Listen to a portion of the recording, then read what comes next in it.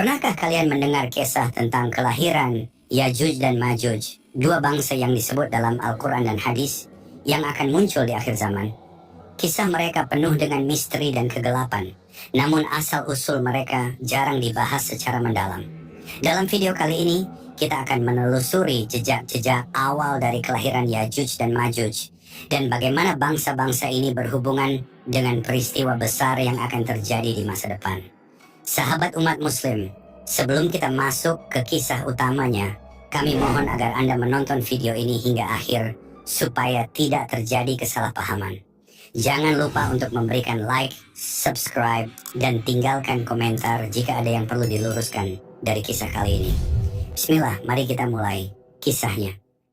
Nabi Nuh alaihissalam adalah seorang nabi yang dikenal memiliki usia yang sangat panjang, mencapai 950 tahun. Dalam perjalanan hidupnya, Nabi Nuh alaihissalam dikaruniai anak laki-laki, Ham, Sam, dan Yafits. Dari keturunan mereka inilah, umat manusia berkembang menjadi berbagai bangsa dengan sifat dan karakter yang berbeda-beda. Ham, anak pertama, menurunkan bangsa Habsyi dan Zangi yang dikenal dengan kulit mereka yang gelap. Sam, anak kedua, menjadi leluhur bangsa Arab, Romawi, dan Ajam.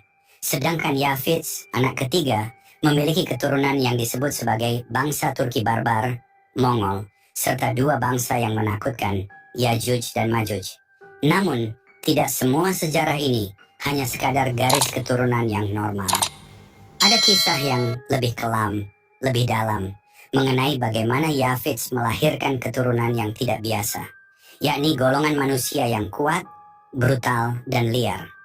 Golongan ini bukan hanya sekadar manusia biasa, mereka memiliki kekuatan luar biasa dan menjadi ancaman besar bagi umat manusia.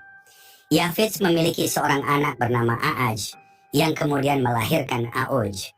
Dari Auj lahirlah Unuk, sosok yang disebut-sebut sebagai manusia raksasa, makhluk besar dengan ukuran tubuh yang jauh melampaui manusia biasa.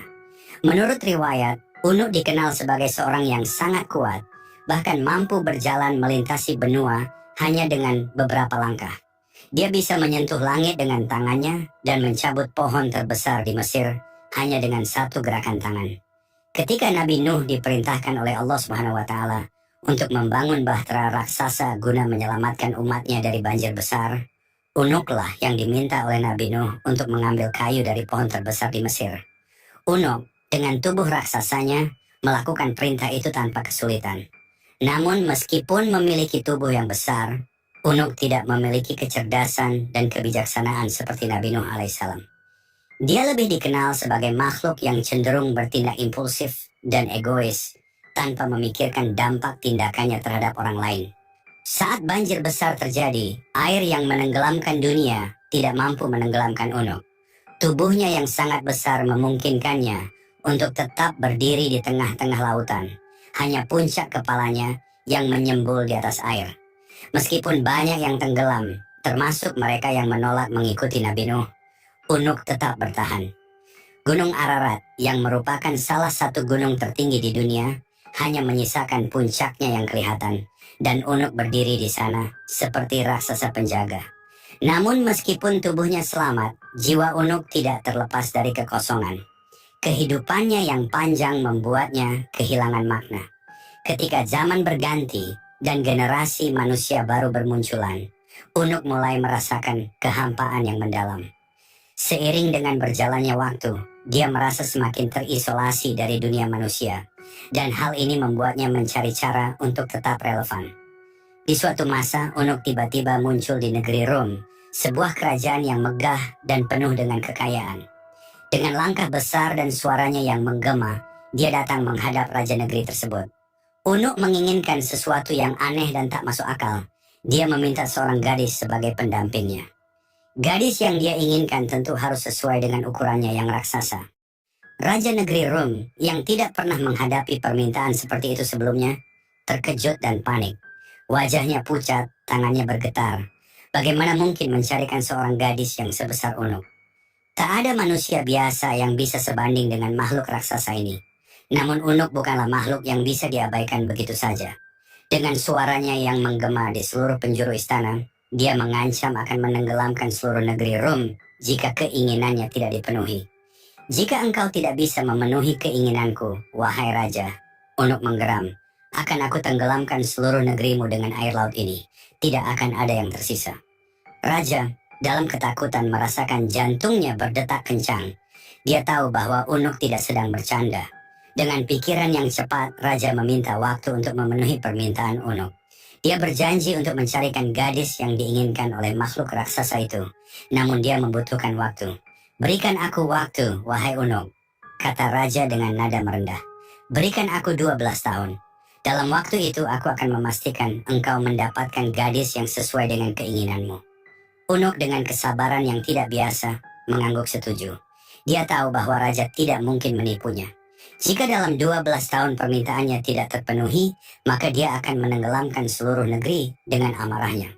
Selama berbulan-bulan, Raja yang bijaksana itu memutar otak demi menyelamatkan kerajaannya dari ancaman Unuk, raksasa yang tak tertandingi. Unuk bukan hanya ancaman bagi rakyat, tetapi juga bagi kestabilan seluruh wilayah. Setiap kali ia datang, ia menuntut yang mustahil dan mengancam akan menghancurkan kerajaan jika keinginannya tak terpenuhi. Dalam kegelisahan itu, sebuah rencana besar mulai dijalankan. Membuat patung raksasa yang menyerupai gadis cantik untuk memuaskan hasrat Unuk. Raja mengumpulkan semua ahli pemahat terbaik dari penjuru negeri. Mereka adalah orang-orang terpilih yang memiliki keterampilan luar biasa dalam memahat batu-batu besar dan merubahnya menjadi bentuk yang indah. Tugas yang mereka terima bukanlah hal yang mudah. Mereka diperintahkan untuk memahat gunung batu menjadi patung gadis yang sempurna. Sebuah mahakarya yang tak hanya indah tapi juga harus menggairahkan. Raja memberikan mereka waktu 12 tahun untuk menyelesaikan pekerjaan itu. Sebuah batas waktu yang tampaknya terlalu panjang, tetapi dengan ukuran patung yang setinggi gunung, mereka tahu bahwa ini bukanlah pekerjaan biasa.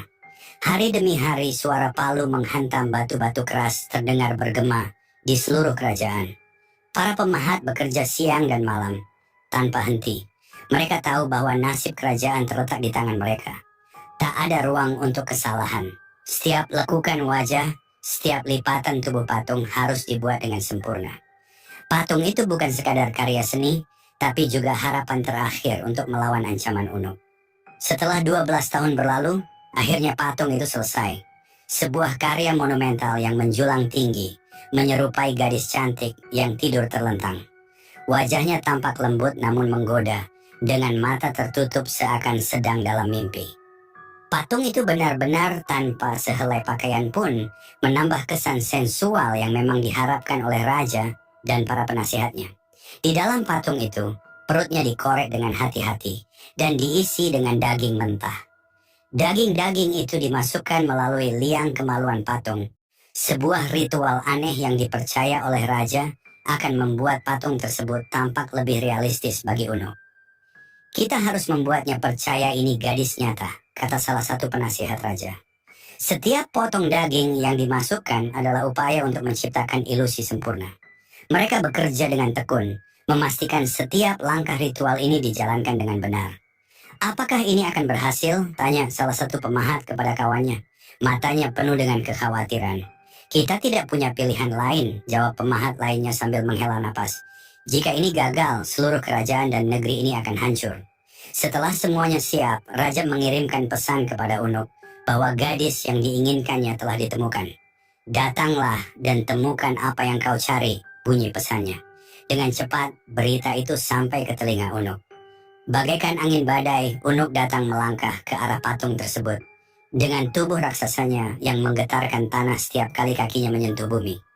Ketika Unuk melihat patung itu, matanya bersinar penuh gairah. Tubuh raksasa itu berhenti di depan patung gadis yang begitu besar dan menggoda.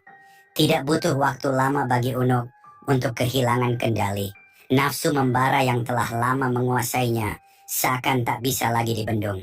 Sungguh cantik, sungguh menggoda, seru Unuk dengan suara menggelegar yang membuat tanah sekitarnya bergetar. Tubuhnya yang raksasa mendekati patung itu, dan tanpa ragu ia menyalurkan hasratnya. Dia memperlakukan patung itu seolah-olah gadis itu nyata, tak menyadari tipu muslihat yang telah direncanakan oleh raja.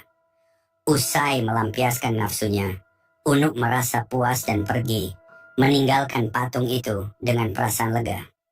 Aku tak perlu kembali, gumamnya sambil tertawa besar. Suaranya menggelegar dan bergema di pegunungan. Unuk pun menghilang dari pandangan, tak pernah kembali lagi ke kerajaan itu. Namun yang terjadi kemudian adalah sesuatu yang tidak pernah diduga oleh raja dan rakyatnya. Air mani Unuk yang tertumpah di dalam patung, bercampur dengan daging mentah yang ada di dalamnya, mulai membusuk. Busuknya daging tersebut mengeluarkan bau menyengat yang bahkan bisa tercium hingga ke desa-desa terdekat. Dari dalam patung, ulat-ulat sebesar bayi manusia mulai tumbuh dan bergerak liar. Ini bukan bagian dari rencana, kata salah satu penasihat dengan wajah pucat ketika mendengar kabar tentang fenomena aneh yang terjadi pada patung. Mungkin ini adalah murka Tuhan atas tipu daya yang kita lakukan, ucap seorang pendeta tua yang turut menyaksikan kejadian aneh tersebut. Ulat-ulat itu tidak berhenti tumbuh. Mereka menjadi kepompong, dan dari kepompong-kepompong itu, sesuatu yang lebih mengerikan lahir. Ketika kepompong-kepompong itu pecah, lahirlah makhluk-makhluk yang menyerupai manusia, namun dengan perawakan menyeramkan dan penuh kebuasan. Mereka adalah Yajuj dan Majuj, makhluk ganas yang lahir dari ulah Unuk dan nafsunya yang tak terkendali.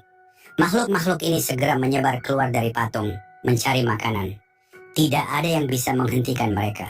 Hewan-hewan ternak menjadi korban pertama. Mereka melahap segala yang mereka temui, dari sapi, kambing, hingga kuda. Rakyat mulai panik. Tidak ada yang tahu bagaimana cara menghentikan makhluk-makhluk ini. Mereka keluar dari liang kemaluan patung itu, satu persatu, bagaikan aliran air yang tak terhentikan. Desa-desa yang berada di sekitar patung itu menjadi korban pertama. Teriakan dan tangisan terdengar di mana-mana.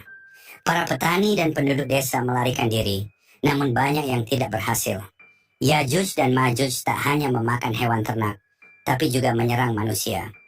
Raja, yang semula berpikir bahwa rencananya akan menyelamatkan kerajaan, kini dihadapkan pada masalah yang jauh lebih besar.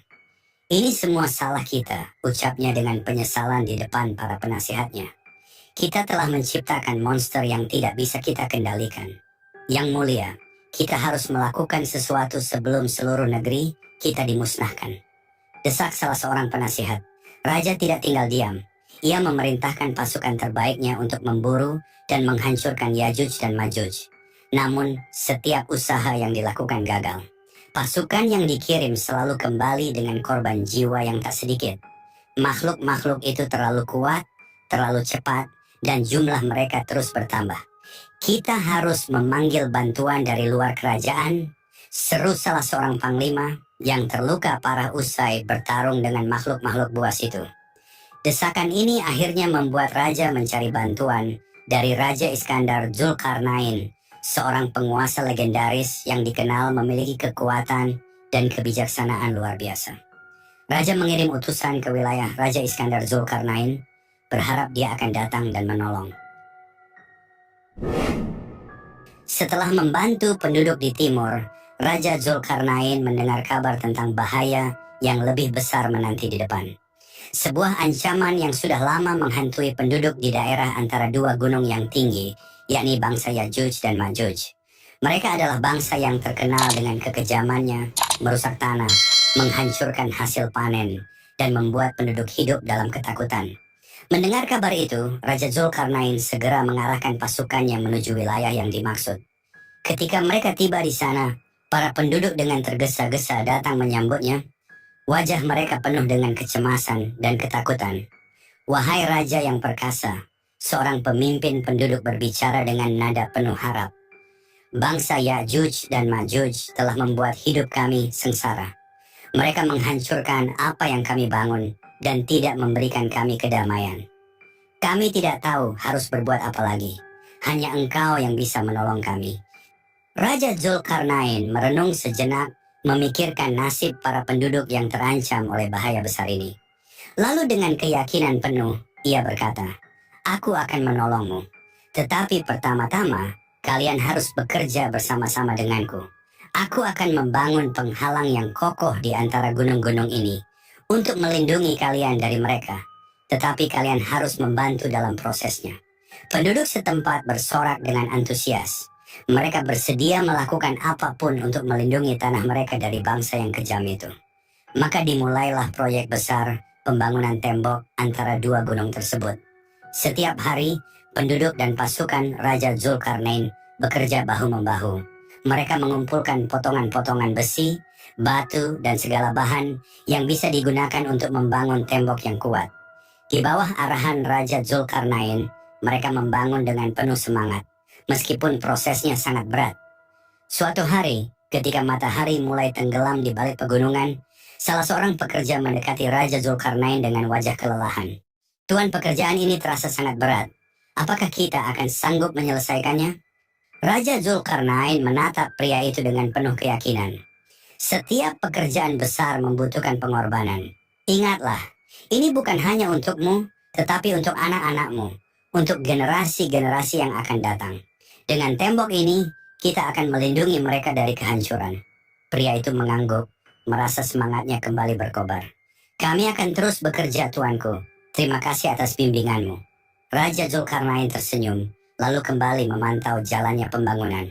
Setiap kali ada kesulitan, dia hadir untuk memberikan solusi. Setiap kali ada yang kelelahan, dia memberi motivasi. Dia bukan hanya seorang raja yang memerintah dari atas takhta, tetapi juga seorang pemimpin yang terlibat langsung di medan tugas. Namun tidak semua berjalan lancar. Sebelum tembok itu sepenuhnya selesai, pasukan Raja Zulkarnain mendapat kabar bahwa Ya'juj dan Ma'juj telah bergerak mendekat. Kecepatan dan kekejaman bangsa itu membuat penduduk semakin ketakutan. Raja Zulkarnain segera memerintahkan pasukannya bersiap untuk perang. "Ini bukan hanya tentang tembok," ujar Raja Zulkarnain kepada para komandan. "Kita harus menghadapi mereka di medan perang, mengulur waktu hingga tembok selesai dibangun." Ketika pasukan Ya'juj dan Ma'juj akhirnya terlihat di kaki gunung, Raja Zulkarnain mengatur barisannya. Dengan perisai yang bersinar di bawah sinar matahari dan pedang terhunus, pasukan Raja Zulkarnain berdiri kokoh, siap menghadapi gelombang serangan. Pertempuran berlangsung sengit. Ya'juj dan Ma'juj menyerbu dengan kekuatan yang tak terbendung. Suara dentingan pedang dan pekikan perang memenuhi udara, sementara debu dari pertempuran membumbung tinggi. Raja Zulkarnain dengan zirah berkilau dan helm baja memimpin langsung di garis depan, menebas musuh dengan ketepatan yang mematikan. Sementara itu, para penduduk dan sebagian pasukan yang tersisa terus bekerja tanpa henti menyelesaikan tembok besar tersebut. Di tengah kobaran perang, Raja Zulkarnain dan pasukannya bertempur dengan gagah berani, menghalau Ya'juj dan Ma'juj sejauh mungkin dari tembok yang belum rampung. Saat malam tiba, kedua belah pihak kelelahan. Namun Ya'juj dan Ma'juj tidak menunjukkan tanda-tanda mundur. Serangan mereka yang terus-menerus membuat barisan pertahanan pasukan Raja Zulkarnain terdesak. Namun di saat genting itulah, para pekerja akhirnya menyelesaikan bagian terakhir dari tembok besar. Tembaga panas dituangkan di atasnya, membuatnya menjadi benteng yang mustahil ditembus. Ketika Ya'juj dan Ma'juj mencoba menyerang tembok, mereka mendapati bahwa tidak ada jalan masuk. Mereka menghantamnya dengan segala kekuatan, namun tembok itu tetap berdiri kokoh, tak tergoyahkan. Akhirnya, setelah serangan tanpa henti, Ya'juj dan Ma'juj terpaksa mundur, tertahan oleh tembok yang kini memisahkan mereka dari negeri yang mereka rusak selama bertahun-tahun. Kemenangan yang diraih bukan hanya kemenangan militer, tetapi juga simbol kebesaran keadilan yang ditegakkan oleh Raja Zulkarnain. Pasukannya bersorak dan para penduduk menangis haru menyaksikan tembok yang kini melindungi mereka dari bahaya besar. Raja Zulkarnain berdiri di depan tembok yang baru selesai dibangun, memandang ke arah pegunungan di mana Ya'juj dan Ma'juj terperangkap. Ia menarik napas dalam, menyadari bahwa misi besarnya telah tercapai. Dengan tembok yang kokoh itu, negeri-negeri di timur akan hidup dalam damai untuk waktu yang lama. "Ini bukanlah kemenangan untuk kita," kata Raja Zulkarnain kepada pasukannya yang berkumpul di sekitarnya. "Ini adalah kemenangan bagi mereka yang kita lindungi dan kemenangan bagi keadilan yang harus kita tegakkan di seluruh penjuru bumi." Setelah tembok itu berdiri kokoh, Raja Zulkarnain berbicara kepada rakyat di daerah tersebut. Ini adalah perlindungan yang Allah berikan kepada kalian. Tapi ingatlah, suatu hari nanti, Ya'juj dan Ma'juj akan keluar lagi ketika waktunya tiba, sebagaimana telah ditetapkan oleh Allah.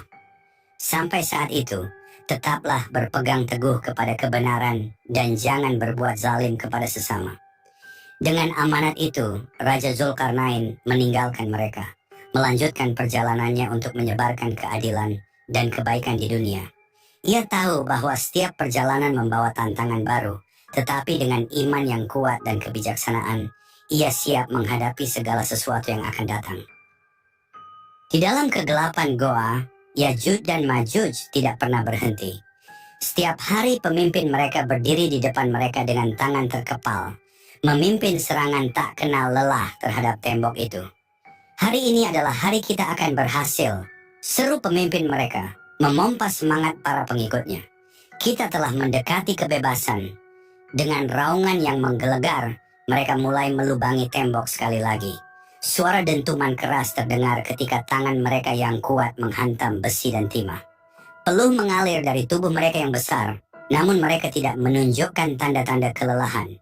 Mereka adalah makhluk yang penuh dengan kekuatan liar, nafsu kebebasan yang tak terbendung.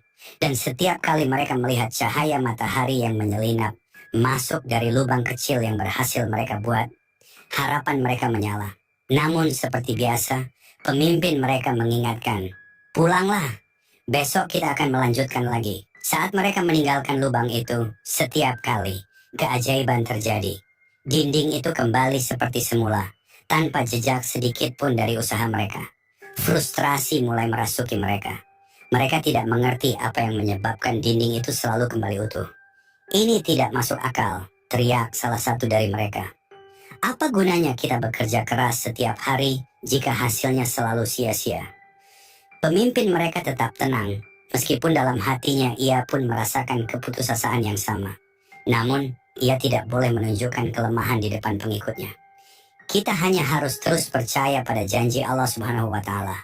Saat waktunya tiba, tidak ada yang bisa menghentikan kita. Dan mereka terus berusaha, hari demi hari, meskipun setiap kali mereka melihat secercah harapan dalam bentuk cahaya matahari, mereka harus menunggu lagi hingga keesokan harinya. Sampai akhirnya tibalah hari yang telah Allah Subhanahu wa Ta'ala tetapkan.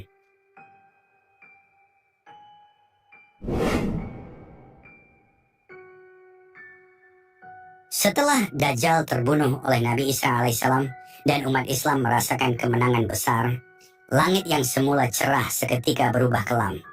Kegembiraan yang singkat itu segera diiringi dengan ketakutan yang lebih mencekam. Di ujung cakrawala, angin kencang yang membawa debu dan teriakan-teriakan kesakitan mengisyaratkan datangnya bencana baru yang lebih dahsyat. Dari kejauhan terdengar gemuruh kaki-kaki yang menghentak bumi bagai gelombang pasukan yang tak terbendung. Itulah mereka, Ya'juj dan Ma'juj, makhluk perusak yang telah lama dinubuatkan dalam hadis-hadis Rasulullah Shallallahu Alaihi Wasallam. Benteng yang selama ini menahan Ya'juj dan Ma'juj yang dibangun dengan kekuatan luar biasa oleh Raja Zulkarnain kini telah runtuh. Dinding baja dan besi yang memisahkan mereka dari dunia luar telah hancur dan pintu gerbang kehancuran pun terbuka lebar. Dari balik reruntuhan itu, keluar makhluk-makhluk yang jumlahnya tak terhitung banyaknya. Mereka berdesakan menumpuk satu sama lain dengan wajah yang dipenuhi kebencian dan dahaga akan kehancuran. Mereka bergerak bagai banjir bandang, mengalir deras tanpa henti, menyapu bersih segala yang ada di hadapan mereka. Ya'juj dan Ma'juj tidak mengenal belas kasihan. Mereka menyerbu desa-desa, kota-kota, dan padang rumput, membunuh semua yang mereka temui, baik manusia, hewan, atau tanaman. Mereka merampas setiap jengkal tanah, meminum habis air sungai dan danau, membuat bumi gersang seketika. Kebun-kebun yang sebelumnya hijau dan subur berubah menjadi lahan tandus yang berdebu, dipenuhi reruntuhan dan tulang belulang. Tidak ada yang bisa lolos dari cengkeraman mereka.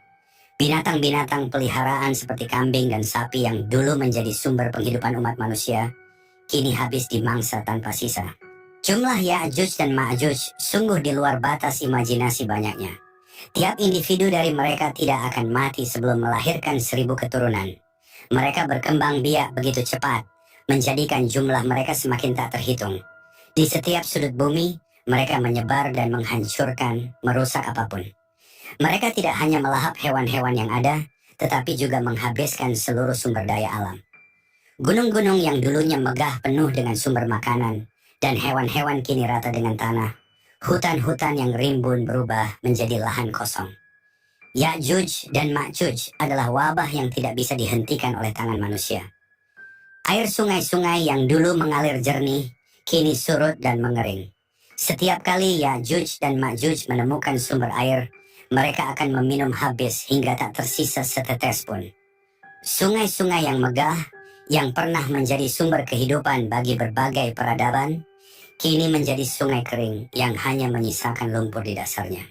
Danau-danau yang dulunya indah dan tenang berubah menjadi kawah kering yang tandus. Umat Islam yang baru saja merayakan kemenangan atas Dajjal, kini dihantui oleh rasa takut yang mendalam. Bahkan Imam Mahdi dan Nabi Isa alaihissalam pun tidak diberi perintah oleh Allah Subhanahu wa Ta'ala untuk memerangi Ya'juj dan Ma'juj secara langsung. Perintah yang datang adalah agar mereka dan umat Islam berlindung di gunung-gunung tinggi, menjauh dari amukan Ya'juj dan Ma'juj yang tak terhentikan. Saat itulah umat Islam dihadapkan pada ujian kesabaran yang begitu berat. Di lereng-lereng gunung yang curam, umat Islam berkumpul dalam kelompok-kelompok kecil, hidup dalam rasa takut yang mencekam. Langit selalu gelap oleh awan tebal, seolah menandakan bahwa bencana ini akan terus berlangsung. Dari atas gunung, mereka bisa melihat kehancuran yang ditimbulkan oleh Ya'juj dan Ma'juj di bawah sana. Asap hitam membubung tinggi, mencemari udara. Sementara jeritan-jeritan mengerikan terdengar di kejauhan, menambah horor yang sudah mereka rasakan. Di puncak-puncak gunung, Nabi Isa alaihissalam dan Imam Mahdi memimpin umat Islam dalam doa dan zikir yang tiada henti. Hanya kepada Allah Subhanahu wa Ta'ala mereka memohon perlindungan. Meski hati mereka dipenuhi kecemasan, iman mereka tetap teguh. Mereka percaya bahwa pertolongan Allah Subhanahu wa Ta'ala pasti akan datang. Meski ujian ini terasa begitu berat. Banyak yang jatuh sakit karena kelaparan dan kehausan, sementara yang lain menyerah pada keputusasaan. Namun Nabi Isa alaihissalam terus mengingatkan mereka untuk bersabar dan percaya bahwa Allah Subhanahu wa Ta'ala tidak akan meninggalkan hambanya. Hari demi hari berlalu dalam kesunyian dan ketegangan. Tidak ada yang tahu kapan bencana ini akan berakhir. Dan Ya'juj dan Ma'juj terus menyebar tanpa henti. Dunia terasa semakin sempit, dan umat Islam merasa seperti sedang berada di ujung jurang kehancuran. Namun, Nabi Isa alaihissalam dan Imam Mahdi tidak henti-hentinya mengajak umat untuk terus memohon pertolongan Allah Subhanahu wa Ta'ala. Di tengah malam yang dingin dan gelap, lantunan doa mereka menggema, menyentuh langit dan menembus keheningan. Waktu berlalu dalam ketegangan yang mencekam. Umat Islam yang dipimpin oleh Nabi Isa alaihissalam dan Imam Mahdi terus berlindung di puncak-puncak gunung, sementara di bawah sana, Ya'juj dan Ma'juj terus menyebar ke seluruh penjuru bumi, menghancurkan apa saja yang tersisa. Jumlah mereka begitu banyak dan tak terbendung, sementara umat manusia merasa seolah-olah harapan telah lenyap. Tidak ada yang bisa menghentikan mereka. Setiap hari dari kejauhan, umat Islam mendengar gemuruh suara Ya'juj dan Ma'juj yang memecah keheningan malam. Seakan bumi ini akan ditelan oleh kekuatan gelap yang tak terkendali. Namun, keajaiban Allah Subhanahu wa Ta'ala selalu datang di saat yang tepat. Ketika Ya'juj dan Ma'juj telah menyebar sedemikian luas, dan hampir tidak ada lagi makhluk hidup yang tersisa untuk mereka hancurkan, Allah Subhanahu wa Ta'ala menurunkan takdirnya yang luar biasa. Di tengah kerusakan yang tak terbayangkan, dengan bumi yang tandus dan air yang mengering, Ya'juj dan Ma'juj mulai melambat. Mereka telah kehabisan target, tidak ada lagi manusia, hewan, atau tanaman untuk mereka serang. Pada saat itulah Allah Subhanahu wa Ta'ala memulai rencananya untuk mengakhiri mimpi buruk ini. Langit tiba-tiba berubah menjadi kelam, tidak ada angin, tidak ada gerakan.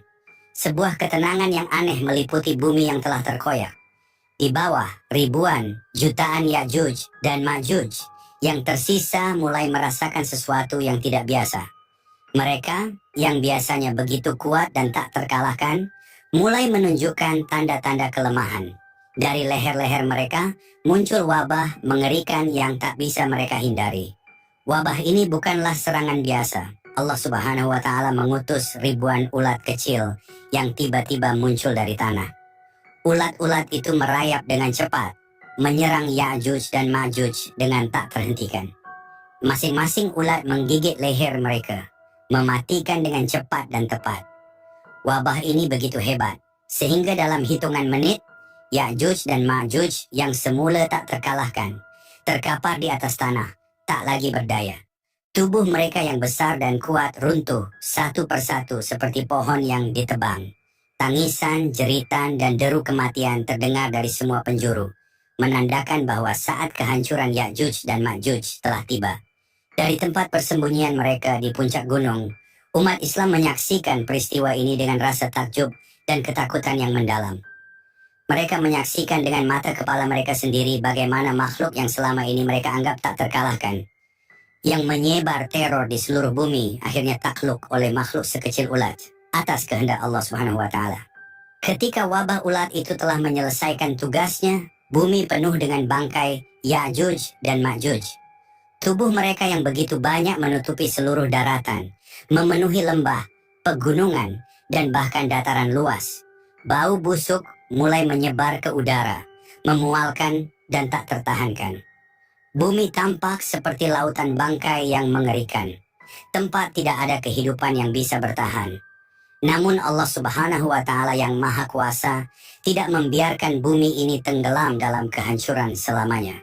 Setelah Ya'juj dan Ma'juj dimusnahkan oleh wabah, Allah Subhanahu wa Ta'ala mengutus pertolongan lain. Dari langit, ribuan burung besar tiba-tiba muncul, terbang dalam formasi yang rapi dan mengerikan. Burung-burung itu sebesar unta, dengan sayap yang membentang lebar dan kekuatan yang luar biasa. Burung-burung ini bukanlah burung biasa. Mereka adalah makhluk yang diutus oleh Allah Subhanahu wa Ta'ala untuk membersihkan bumi dari bangkai-bangkai Ya'juj dan Ma'juj yang kini berserakan di mana-mana. Burung-burung raksasa itu dengan cepat menyambar bangkai-bangkai Ya'juj dan Ma'juj, mengangkat tubuh-tubuh besar itu dengan cakar mereka yang kuat. Mereka terbang tinggi di langit, membawa bangkai-bangkai tersebut ke tempat yang hanya diketahui oleh Allah Subhanahu wa Ta'ala. Dalam hitungan jam, burung-burung itu membersihkan bumi dari jutaan mayat Ya'juj dan Ma'juj. Setiap bangkai diambil, setiap sisa tubuh diangkat ke tempat yang dikehendaki oleh Allah Subhanahu wa Ta'ala. Umat Islam yang menyaksikan kejadian ini dari puncak gunung merasa kagum dengan kekuasaan Allah Subhanahu wa Ta'ala. Mereka tak henti-hentinya mengucapkan syukur dan memuji kebesarannya. Kehancuran yang dibawa oleh Ya'juj dan Ma'juj yang semula tampak mustahil untuk dihentikan, kini telah dihapuskan sepenuhnya oleh kehendak Allah Subhanahu wa Ta'ala. Setelah burung-burung raksasa mengangkat seluruh bangkai Ya'juj dan Ma'juj, bumi masih dipenuhi dengan sisa-sisa kotoran dan bau busuk yang menyengat. Kehancuran yang mereka timbulkan meninggalkan bekas yang mendalam, tidak hanya dalam bentuk fisik, tetapi juga dalam jiwa umat manusia yang selamat. Mereka masih bisa merasakan jejak kengerian dari hari-hari panjang ketika Ya'juj dan Ma'juj merajalela. Namun, Allah Subhanahu wa Ta'ala dengan rahmatnya yang tak terbatas tidak membiarkan bumi ini tetap kotor dan tercemar. Tak lama setelah burung-burung raksasa pergi, langit yang kelam mulai memancarkan kilatan cahaya. Guntur menggelegar dan angin kencang mulai bertiup, membawa aroma segar yang belum pernah dirasakan umat manusia dalam waktu yang sangat lama. Hujan pun turun, bukan hujan biasa, melainkan hujan deras yang tak tertahankan. Butir-butir air yang turun dari langit begitu deras dan bersih, membersihkan setiap sudut bumi yang telah dihancurkan oleh Ya'juj dan Ma'juj. Air itu mengalir deras, membersihkan setiap sisa kotoran, setiap jejak kehancuran yang tersisa. Bumi yang tadinya kotor dan penuh dengan bau busuk, kini mulai bersih kembali. Setiap lembah, setiap gunung, dan setiap dataran yang dipenuhi bangkai dan kotoran, kini dibasuh oleh hujan yang dikirim oleh Allah Subhanahu wa Ta'ala. Hujan ini berlangsung selama beberapa hari, tak pernah berhenti. Umat Islam yang sebelumnya terkurung di puncak gunung karena ketakutan, kini bisa merasakan kedamaian. Mereka turun dari gunung dengan penuh rasa syukur, menyaksikan bumi yang kembali bersih. Tidak ada jejak dari Ya'juj dan Ma'juj yang tersisa. Bumi ini seolah-olah baru saja diciptakan kembali, segar dan murni, seperti ketika pertama kali Allah Subhanahu wa Ta'ala menurunkannya untuk manusia. Setelah bencana besar ini berakhir, umat Islam kembali ke dataran dengan perasaan lega dan syukur. Mereka menyadari bahwa mereka telah melalui salah satu ujian terberat dalam sejarah umat manusia. Ketika Ya'juj dan Ma'juj telah dihancurkan dan bumi dibersihkan, Nabi Isa alaihissalam dan Imam Mahdi memimpin umat untuk memulai kembali kehidupan baru. Mereka membangun kembali desa-desa dan kota-kota yang telah dihancurkan, menanami kembali tanah yang gersang, dan mendirikan kembali rumah-rumah yang roboh. Namun, lebih dari itu mereka membawa pelajaran yang sangat berharga. Kehancuran yang dibawa oleh Ya'juj dan Ma'juj telah menunjukkan kepada umat manusia betapa lemahnya mereka tanpa perlindungan Allah Subhanahu wa Ta'ala. Meskipun mereka tidak dapat melawan Ya'juj dan Ma'juj dengan kekuatan fisik, mereka mampu bertahan karena keimanan dan keteguhan hati mereka kepada Allah Subhanahu wa Ta'ala. Umat manusia yang selamat dari bencana besar ini hidup dalam rasa syukur yang mendalam. Mereka tahu bahwa pertolongan Allah Subhanahu wa Ta'ala datang di saat yang tepat, dan mereka diajarkan bahwa dalam menghadapi ujian yang paling berat sekalipun, keimanan kepada Allah Subhanahu wa Ta'ala adalah kunci untuk bertahan. Dalam kesunyian bumi yang kini kembali damai, umat Islam melantunkan zikir dan doa, mengingat bahwa dalam setiap kehancuran selalu ada kebangkitan, dan dalam setiap ujian selalu ada rahmat Allah Subhanahu wa Ta'ala yang menyertainya. Sahabat umat muslim, kisah tentang Ya'juj dan Ma'juj yang penuh dengan pelajaran dan tanda-tanda akan datangnya hari kiamat. Semoga kita semua bisa mengambil hikmah dari cerita ini dan semakin memperkuat iman kita kepada Allah Subhanahu wa Ta'ala. Jangan lupa, kita sebagai umat muslim harus selalu siap dengan bekal iman, ilmu, dan amal saleh agar terhindar dari fitnah dan ujian yang berat di akhir zaman. Jika kalian merasa video ini bermanfaat, jangan ragu untuk like dan subscribe agar channel umat muslim semakin berkembang. Akhir kata, wassalamualaikum warahmatullahi wabarakatuh.